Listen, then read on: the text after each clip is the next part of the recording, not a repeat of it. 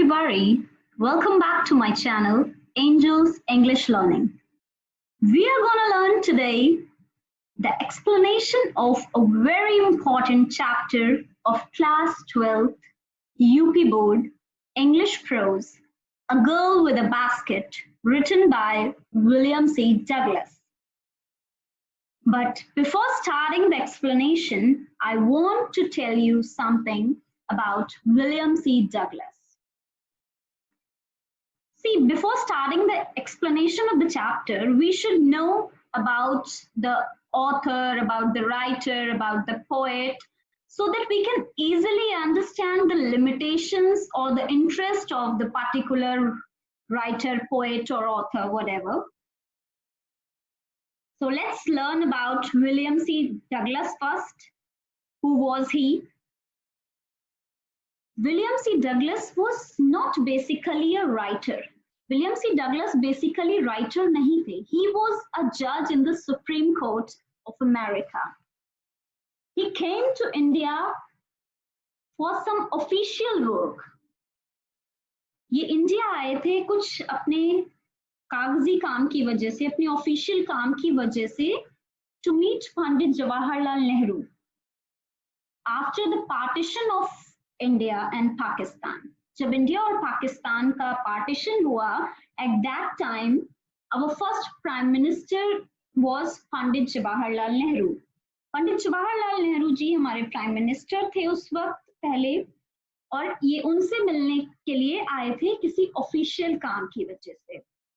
But when he spent time in India, what he saw here, he was very much inspired by the people of India. ये बहुत ज़्यादा प्रभावित हुए, इन्हें बहुत सारी चीजें बहुत अच्छी लगी. So he has shared his experience with Pandit Jawaharlal Nehru. इन्होंने जो कुछ भी यहाँ देखा, जो कुछ भी इन्हें अच्छा लगा, वो सब कुछ इन्होंने पंडित जवाहरलाल नेहरू जी के साथ शेयर किया. And he has shared his views, what he saw, what he liked, why he was so much inspired with the people of India, what was actually the best part, what he saw here. He has shared all the things in this chapter. So now we are going to start the explanation of this chapter. He said, I had left New Delhi for the Himalayas. मैं new Delhi से हिमालयास के लिए निकला, मतलब मैं वहां से चला. I was going far as Bareilly by train and then by car to Ranikhet, an old British Army hill station located on a 6,000-foot ridge opposite a 120-mile stretch of snow-capped Himalayas. So what he said, what he saw actually, he shared all his experience here. So he said, इन्होंने कहा कि मैं हिमालय की ओर बढ़ते हुए दिल्ली को छोड़ चुका था, या मैं दिल्ली को छोड़कर हिमालय की ओर चल पड़ा. I was going as far as Bareilly by train. मतलब मैं बरेली तक जा रहा था किससे, ट्रेन से, and then by car to Ranikhet, और उसके बाद मुझे कार से जाना था रानीखेत के लिए. वहां रानीखेत में क्या था, an old British army hill station located on a 6,000-foot ridge. कहाँ जाना था इन्हें रानीखेत में? इन्हें रानीखेत में 6,000 फुट ऊंची जो पर्वत श्रेणी स्थित थी, वहां पर क्या था, एक old British army hill station था. वहां पर मतलब अंग्रेजी सेना का पर्वतीय क्षेत्र में वहां पर ढका हुआ एक स्टेशन था, वहां पर इन्हें जाना था. So what happened next? 120-mile stretch of snow-capped Himalayas, जो 120 माइल्स तक बर्फ से ढके हुए हिमालय के आसपास था, वहां पर था. The train was slow. जो हमारी ट्रेन थी, जो हमारी रेलगाड़ी थी, उसकी गति धीमी थी, मतलब वो बहुत धीमे धीमे चल रही थी. And it stopped at all the way stations. और वो हर स्टेशन पर रुक रही थी। वो हर स्टेशन पर रुकने वाली एक पैसेंजर आप कह सकते हैं, इस तरह की वो रेलगाड़ी थी। At every stop, I swung open the door of my compartment. और मैं क्या कर रहा था? मैं हर स्टेशन पर अपने डिब्बे का या अपने कंपार्टमेंट का दरवाजा खोलता और प्लेटफॉर्म पर जाकर के घूमता था। मतलब मैं हर प्लेटफॉर्म पर जाकर के जहां पर भी गाड़ी रुकती मैं वहां पर जाके देखता उस स्टेशन पर कि क्या है यहाँ पर। So what he saw at the platforms now he has shared. जो कुछ भी उन्होंने प्लेटफॉर्म पर देखा वो सब कुछ वो यहाँ पर शेयर कर रहे हैं। The platforms were packed with people, Sikhs, Muslims, Hindus, soldiers, merchants, priests, porters, beggars, hawkers. जिन जिन लोगों को भी उन्होंने देखा उन सबको उन्होंने यहाँ पर मेंशन किया है कि मैंने क्या देखा प्लेटफॉर्म पर। मैंने देखा कि लोग भरे, मतलब वो प्लेटफॉर्म्स पैक्ड मतलब ठसाठस भरे हुए हैं, चारों तरफ एकदम घनी भीड़ है।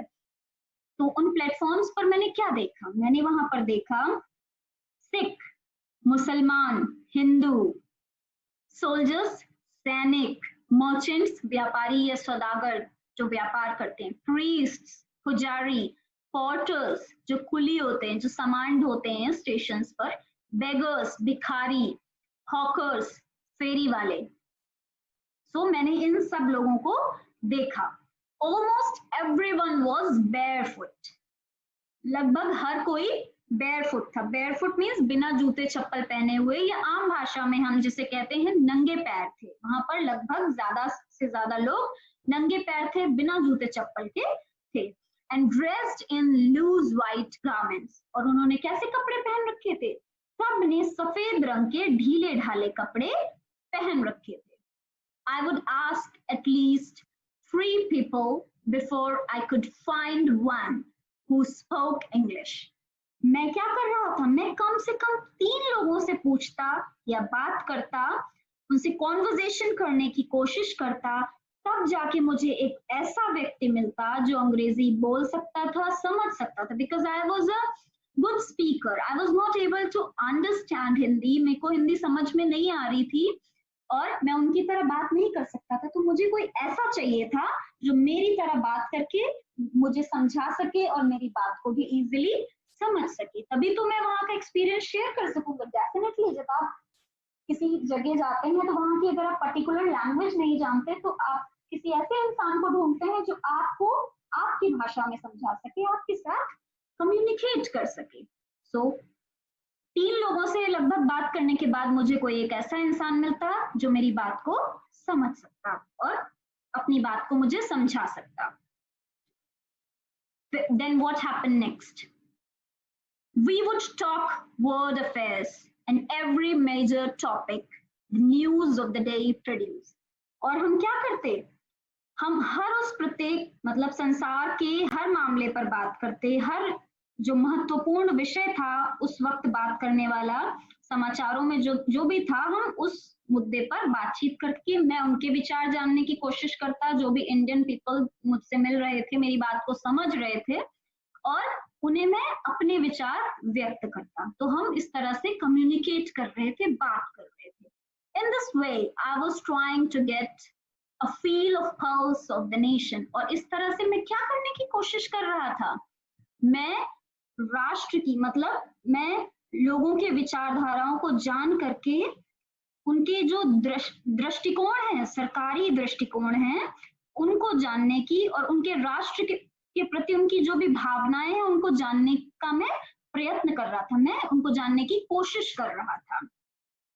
Checking opinion against official attitudes and reports. और जो भी उनके सरकार की तरफ जो भी उनके विचार थे, उनका दृष्टिकोण था, मैं उसके बारे में भी सूचना एकत्र कर रहा था, उसका मैं एक रिपोर्ट तैयार करने की कोशिश कर रहा था।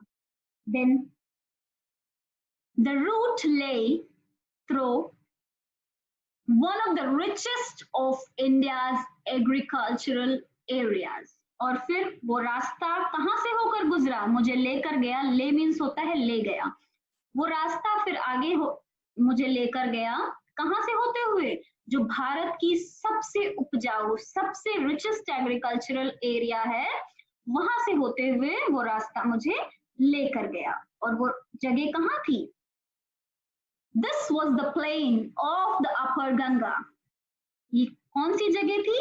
ये ऊपरी गंगा नदी का मैदान था, upper plain of river Ganga, 1,000 feet above sea level, but tropical।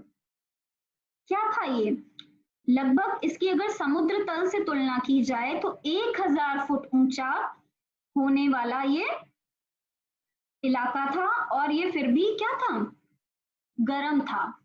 But tropical मतलब उष्ण कटिबंधीय, जिसको कहते हैं, वो फिर भी गर्म था।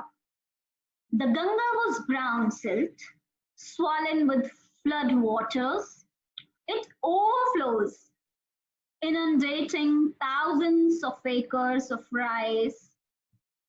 To the north were jungles, great expanses of grass higher than a man's head, and unbroken except for an occasional clump of trees. So what he saw, the Ganga was brown silt। जो गंगा थी वो क्या थी?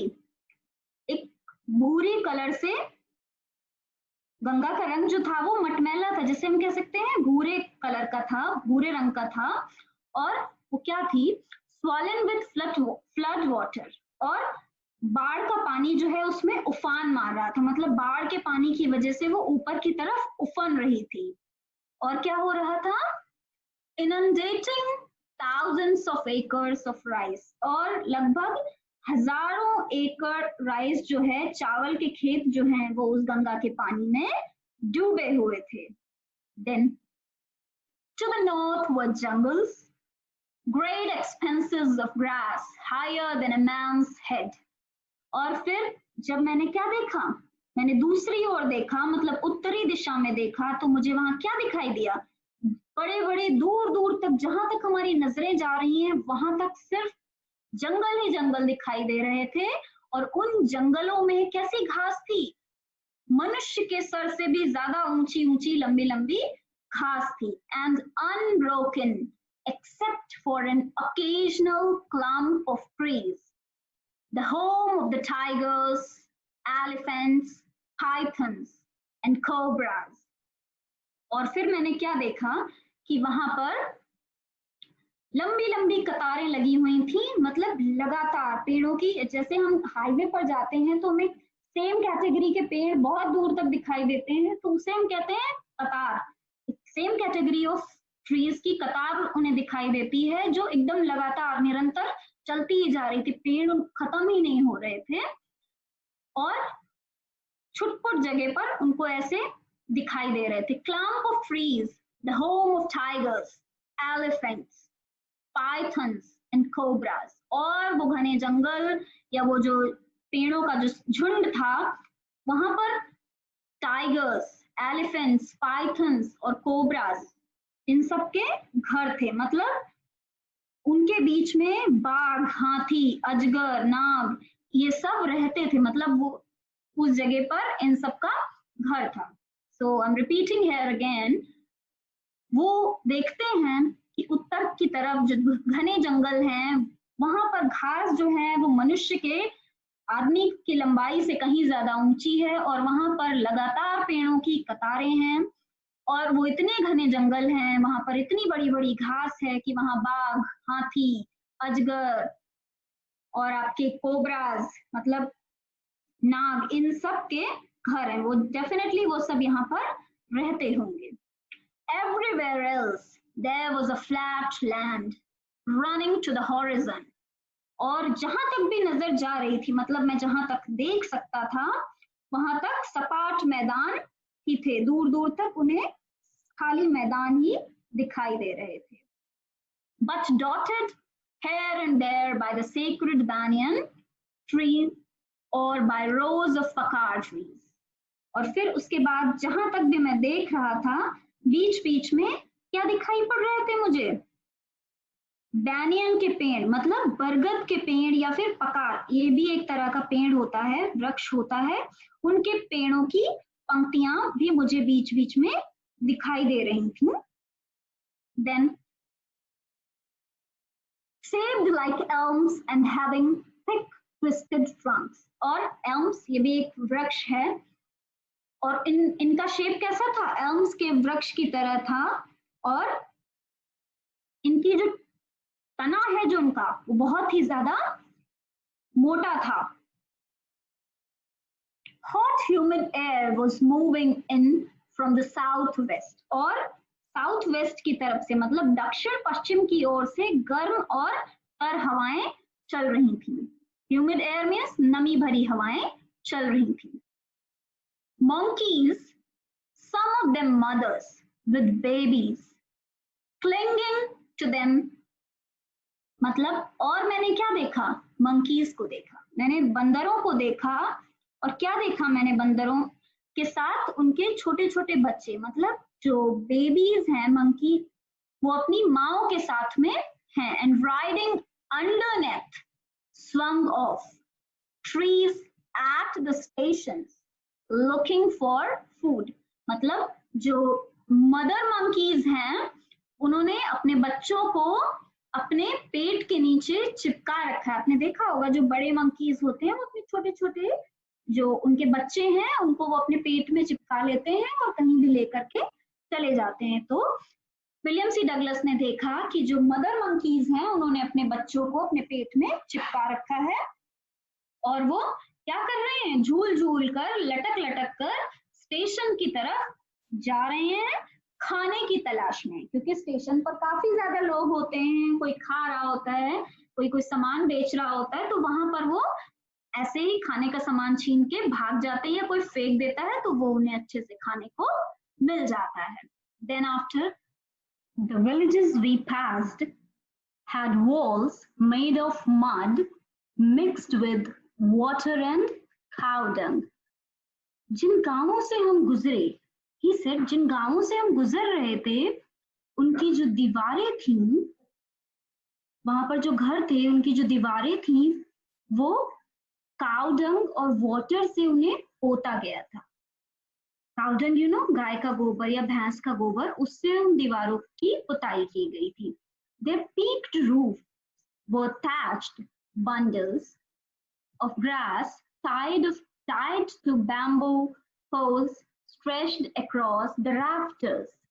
He said, वो जो उनकी चोटी नुमा या आप नुकीली भी कह सकते हैं, उनकी जो नुकीली दीवारें थीं वो घास की बनी हुई थी। घास का जो छप्पर गांव में डाला जाता है, वो कह रहे हैं कि उनकी जो दीवारें थी, उनकी जो छत थी जो नुकीली, वो कैसी थी, घास की बनी हुई थी। Of grass tied to bamboo poles stretched across the rafters, और बैम्बू पोल्स मतलब जो जिनके सहारे उस छप्पर को या उस छत को डाला जाता था उन मिट्टी की झोपड़ियों के ऊपर, वो कैसी थी, बैम्बू पोल्स मतलब उनको बांस के सहारे उसको खड़ा किया गया था, वो छत उसके ऊपर बांस के सहारे डाली गई थी। That day the pumpkin vines that grew over them were in bloom.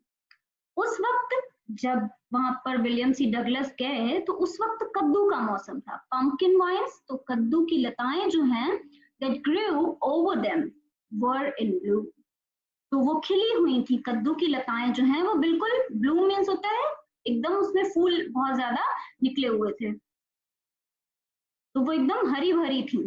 Trailing streaks of yellow over drab walls, और वो क्या कर रही थी, कद्दू की लताएं जो हैं वो उन मटमैली मोटी दीवारों पर लटकी हुई थी और पीले रंग की रेखाएं या धारियां बना रही थी।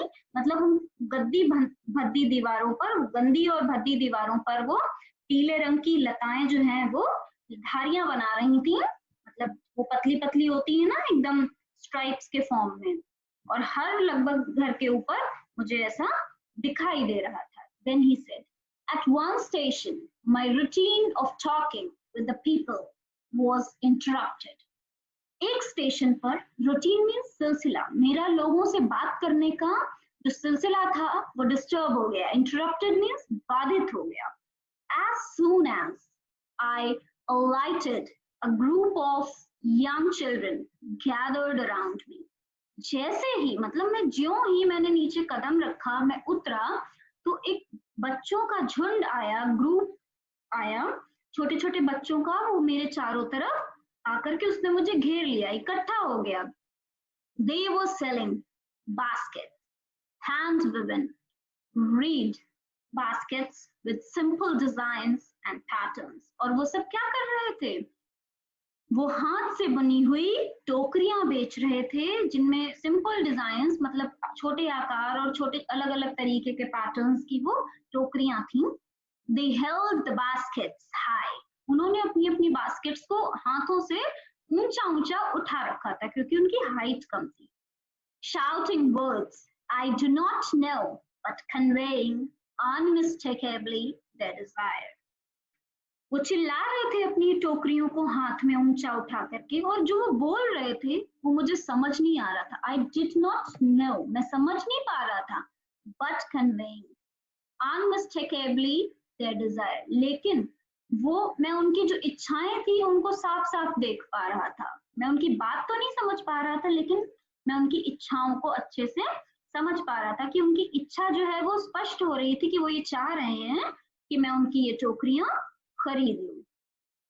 So I think this was helpful for you. If you like this, please like and subscribe my channel, and the rest of the explanation I will give you in the second part of this explanation. Till then, keep learning. Thank you. Bye-bye.